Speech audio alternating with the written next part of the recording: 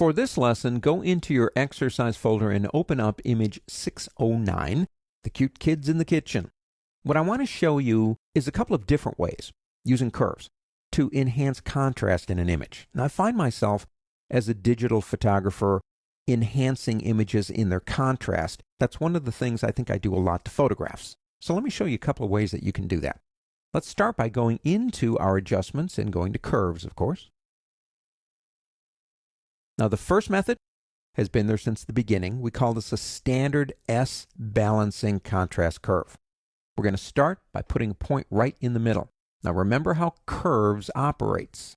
If I move that point up, everything gets lighter.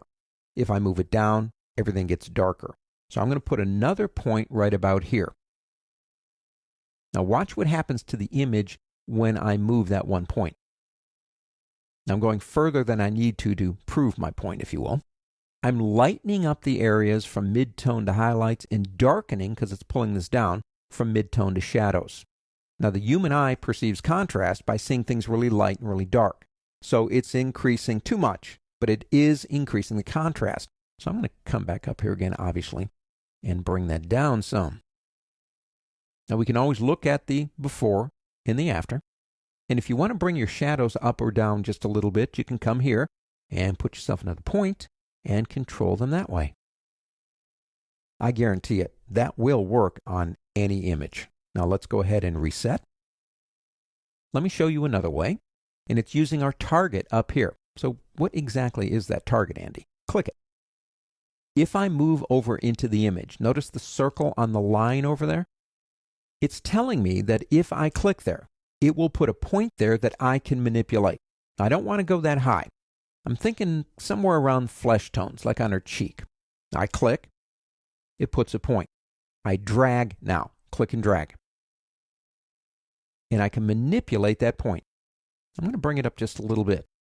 Now I want darker areas to be darker, but not say as dark as this pan. I'm going to go say over here and click somewhere around here. Click once, then click again and drag. You're totally controlling the process here using that target. You can use it for just about anything. We got the before and the after right here. Again, very subtle, just a little bit of contrast enhancement. Let me show you one more way. Reset. This way involves using blending modes also.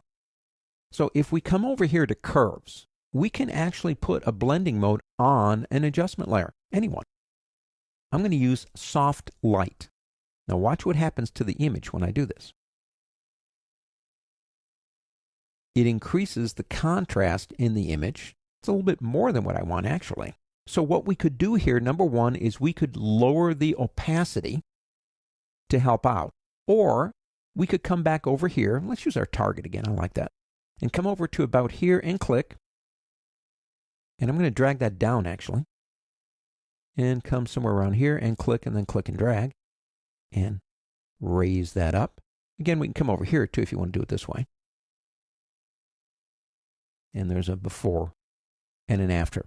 I think all images do need, not all maybe, but most images do need a little bit of contrast enhancement. And there are more than just this way to do it in Photoshop. But it's an excellent way to do it because you have control, and it's non-destructive. Increasing the contrast in an image 3 different ways.